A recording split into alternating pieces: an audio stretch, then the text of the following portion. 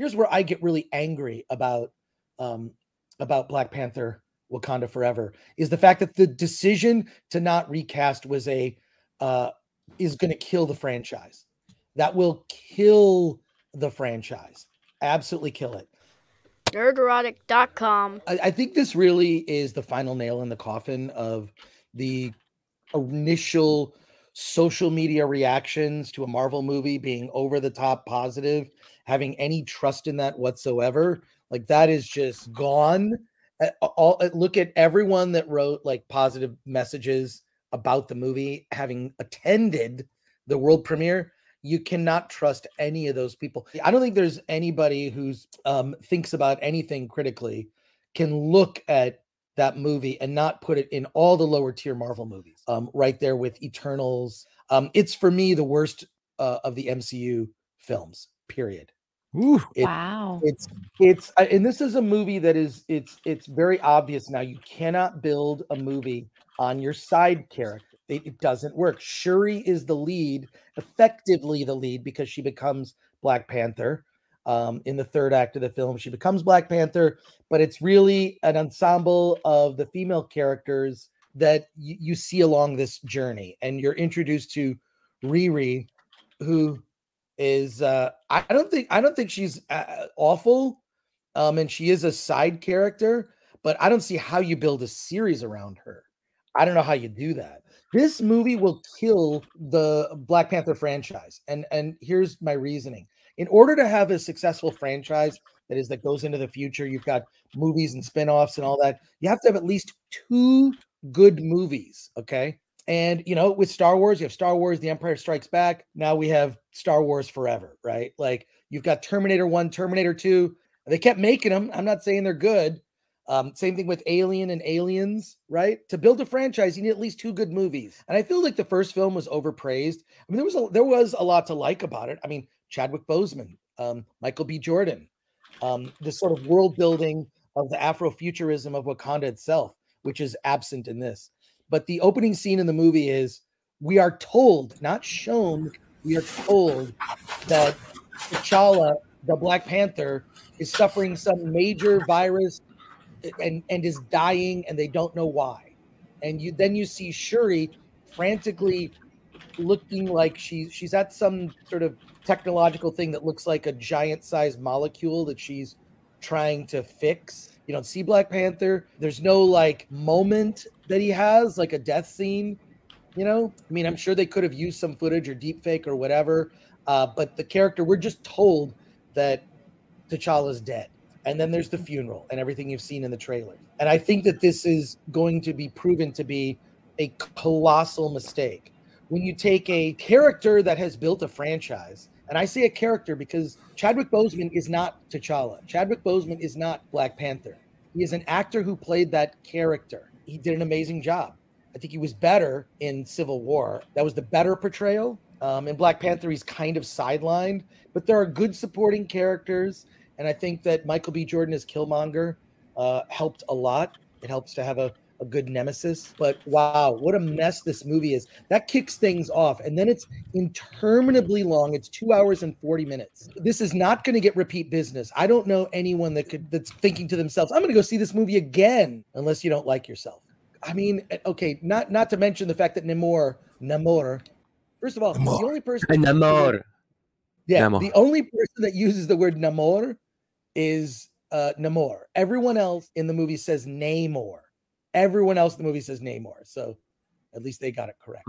But he's kind of just lacking in gravitas. There were times at which, and this is going to sound awful to admit this, I couldn't understand what the fuck he was saying.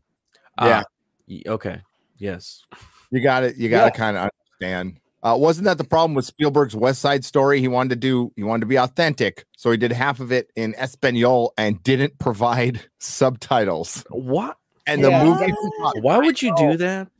Yeah, that's stupid. Look, I'm used to watching movies with subtitles all the time. I love like Korean horror, or Japanese. Oh, dude, yeah. I love the movie I'm looking forward to the most is Troll. It's all going to be in subtitles. Troll looks fucking Troll's awesome, good. by the way. Yeah. Gary, remember the Marvel superhero cartoons from the late 60s where they actually used art from the comics? The animation was limited, but the voice acting and the music, it was like a radio show. Like those things were amazing. Yeah, And well, they- phase one is amazing now. Like, remember, like people were kind of tepid on the first Thor movie, which I love. It's half sitcom and everything. I didn't like it. It's freaking brilliant, It's dude. way better now. relatively. That first phase, all of the characters look like they're supposed to look. All their costumes look like they're supposed to look. And now they just look like Power Rangers. Like, look at Riri Williams' costume. It looks like a really bad Power Ranger villain that's stomping around the city. Like, why have they taken all the costumes to, like, every time a new movie comes out, they add more lines, they add more detail that's like not necessary to these characters, and then they take the helmets off. It seems to also be the track is like nobody has a mask, nobody has a helmet. You're gonna see. I don't think it's in any of the marketing or whatever that Shuri designs these like warrior costumes that look like not even as good as Power Rangers for a koi. It's terrible. It looks bad. That was actually one of the things that was good about the first Black Panther was the world building, right? Like the world building of Wakanda. Wakanda in this movie looks like a theme park by way of a resort. It looks terrible. So the production it looks like design, facades. They're not real. Yeah, not a real location. Not just that, it's just like what's the logic behind it? At least there seemed to be a logic to Wakanda in the first movie, right? There was a logic. There was, you've got the palace, like things made sense. And there was geography that seemed to be made clear. And this is like a thing that when you overwork on a movie and you're editing, you forget that like the audience needs a sense of geography. Where are things? Where are characters when key things are occurring? So that the audience can keep up. It's just sloppy on every level. It's like, I can't believe it was made by the same filmmaker, Ryan Coogler. And no one gave him any kind of guardrails and says, look, you got to make this movie 2 hours. Like whatever you do what you want, just make it 2 hours. This is and I get into arguments with people about this. If you're going to be north of 2 hours as a movie, you better have a reason for it to be over 2 hours. Oh, look, it's a heart. You believe that? I mean, like, functionally, it makes no sense. Big target. Looks like ass. It looks like ass. Like I bought my son when he was like 5, just a cheap big robot toy from like Walmart or whatever. It was not a mainline brand. It was just an off brand because he thought it was cool, so I bought it for him. That's what this looks like. This does not look like a mainline Marvel costume that like is detailed and it looks like a cool character. Like this looks like whenever you go to the dollar store and it goes robot superhero for $1 and you get that. That's what this is. The knockoff. And also the other thing is that what's lacking in the film is male energy. Like there is like Winston Duke as M'Baku is great. He's funny. He's like your comic relief. He's no bullshit. He's like, let's kick some ass. But he's in the movie 10 minutes. Whenever he's on screen, you're like, yes, come on. Michael B. Jordan has one scene. Wow. Is it a flashback? How it's a dream. It's Shuri is going to become, they basically made her take the vax. I mean, the purple stuff will turn you into Black Panther, give you the powers of Black Panther, right? And so in a dream, you think she's going to meet, T'Challa in the sort of spirit realm or whatever. And she meets Killmonger and he has one scene with her. And Michael B. Jordan's very good. He's very good. And you're looking like I hate to say this, all the male actors outshine the female actors, with the exception of, I would say, Angela Bassett. I think Angela Bassett, she has this kind of regal gravitas, like you believe her. She's the best actress in it. I don't think this movie is going to get any Oscar consideration. That's so strange because there's a lot of actually really good actresses in this movie. The first one shouldn't have gotten Oscar. Yeah, I know. Yeah, that was outrageous. But there's a lot of good actresses in this. So like, why are they so bad? And like Ryan Coogler, he's a good director. Why is he not doing very well? Disney. In this? Again, it's Disney. Yeah. Disney. There's a common denominator here.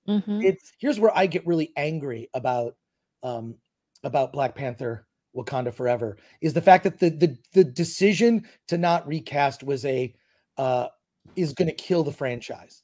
That will kill the franchise. Absolutely kill it. We've talked about this, Gary. You know, how many people have played Batman? How many people have played James Bond? How many people have played Superman? I mean, many actors have been replaced, including in the Marvel Cinematic Universe. Terrence Howard, you know, Don Cheadle, you know, Thunderbolt Ross, now going to be played by Harrison Ford.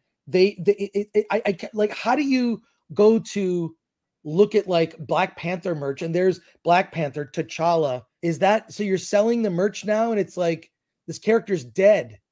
They killed the character in the movie, did it on purpose. How are young boys going to process this? George Lucas had concerns. He had just made Star Wars. Now he's making the follow-up, The Empire Strikes Back. He's outlining the story, the big story point. You know, he's going to make the main villain the father of the hero of the story. He consulted a child psychologist to understand how might this affect children. How are kids going to be affected by learning this? I know, obviously, Chadwick Boseman's death affected Ryan Coogler, affected everyone who worked on those films, affected, I mean, it's tragic. It's tragic. It's having said that, to honor Chadwick, you don't do what you did in this movie. You recast and you carry on the legacy. Someone's going to have a different take. And look, everybody, when there's a new James Bond, you're like, yeah. And then it's like, all right, then you get to kind of like, you get used and it's like, all right, Daniel Craig's a little different, but he brings something different to the role. Fine. And it's not as if Hollywood has a shortage of, you know, great leading black male actors. There's a lot, and they could have recast. It would be a completely different movie. And you obviously, you do some tribute to Chadwick. There's a tribute in the Marvel logo at the beginning. This little montage tribute at the end of the film. But to kill the character, colossal mistake. Yeah. I'm telling you this now, and people are going to like shit on me for having this opinion. Gore, no, you can't say that, whatever. Look, wait a couple months and all the mainstream media folks are going to be saying the same thing. Wakanda Forever's failure, they should have recast T'Challa, which recast T'Challa actually trends on Twitter at least once a month.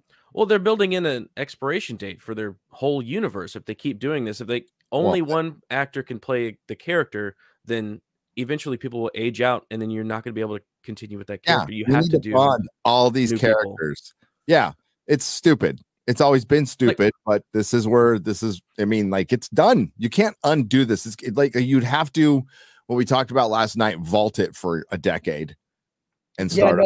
I agree. But corporations, you know, you need a constant flow of product in order to make money. That's just, it's factory filmmaking. But the difference in the comics, like in the comics, look, Franklin Richards can be 4 years old for 10 years, right? Like whatever. But in movies, you know, it's not as easy. But who knows? Might they bring the character back with some multiverse thing, right? Yeah, but then you're like, are they going to multiverse every 10 years to keep actors fresh? Like, yeah, that's weird. Stupid. I still believe they should have recast T'Challa, but killing him off screen due to unknown virus, an unspecified virus from an unspecified origin.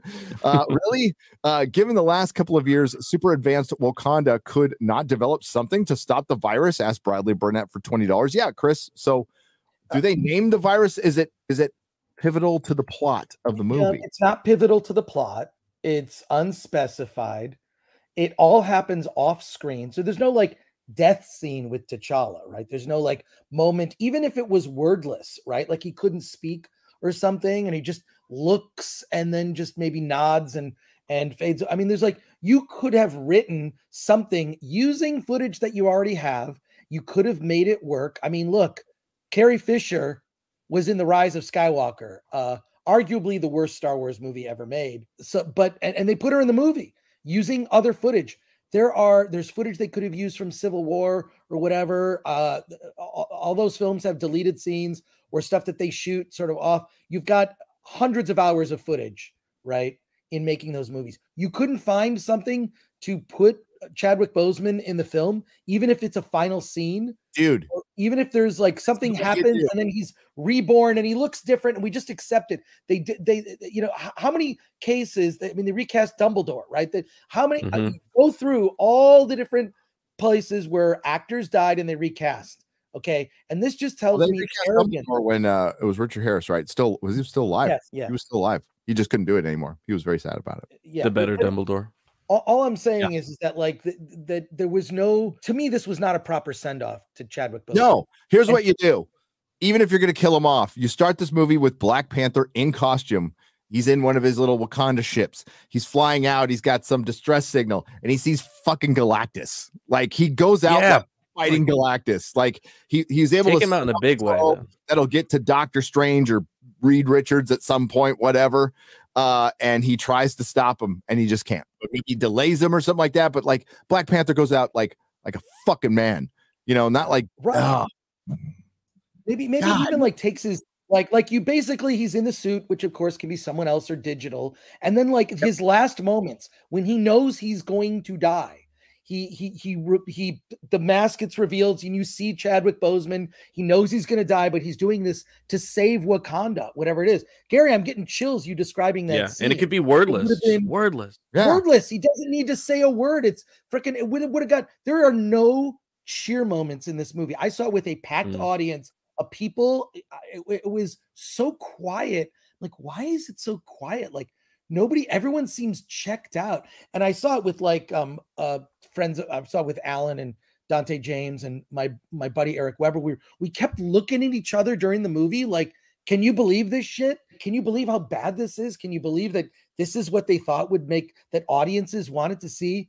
No. And they even could have like had that scene with Chadwick Boseman, and then maybe T'Challa comes back, but you look different, and it's a different actor, whatever you want to say, but you don't kill the character. You did it with Brody. Yeah, like you said earlier, you just with a bunch of characters. You just do it with reverence. That's all. That's all. Fine. And you know why we watch superhero movies? It's for like it's the easiest. We watch them to see Superman save Lois Lane in Superman the movie. We watch it to see Andrew Garfield's Spider-Man save the other MJ, or see the three Spider-Mans flying in, or seeing Thor land in Wakanda with Rocket. These are just awesome scenes. And to open a movie, like you could open the movie that way, with this big moment where T'Challa sacrifices himself to stop Galactus just that much more time, just that much. And and you could build that up. That's such a better way to give him a tribute, to give Chadwick a tribute, instead of putting him in a bed where he's sick, which is kind of how he sadly passed away. Put him in a big heroic, celebrate his life, celebrate the things that he did by making his character do something heroic, not slowly pass away. And that will die off screen in the opening moments. Yeah. Opening moments of the movie, die off screen. A line of dialogue tells you what's happening. Oh, that's weak. Shuri, it's so ill-conceived. It's ill-conceived. Remember how pissed when people were when they killed the fucking Kraken in Pirates off screen? Oh God! Right. This is worse. Disney. Keep doing it. Why do you keep doing that? Well, like that's they're creatively bankrupt. Somebody that read a comic book could go, oh well, we could do that. Why don't we just blow something up and have him die heroically? That's more comic book than him just passing away. And nobody's done that. They all go, oh well, what's the most relevant thing? COVID. He got sick by an unknown virus and he passes away. It's so lame. Yeah, you can tell like whoever was involved, their heart wasn't in it. They got a big paycheck. They just went ahead through the motions. That's pretty much what Disney product is now. There's no heart. There's no soul. It's not fun. The people defending this stuff are mentally inept, unable to decipher art from a blank screen. I don't know. I just don't even fucking know. Or they're just not real. You know what? It is interesting, Garrett. Now, usually it takes 2 days, so we'll have to see. But I have not seen the Marvel bots anywhere. That is true. That is true. I've not seen them that much. And I've thrown out the lure a couple times, and like I got nothing. So maybe things are changing. Yeah, regime change. All of a sudden, we don't have all these little bots around. No little bots around. Going, movie was so great. I love it so much. Nerdrotic.com. Please subscribe.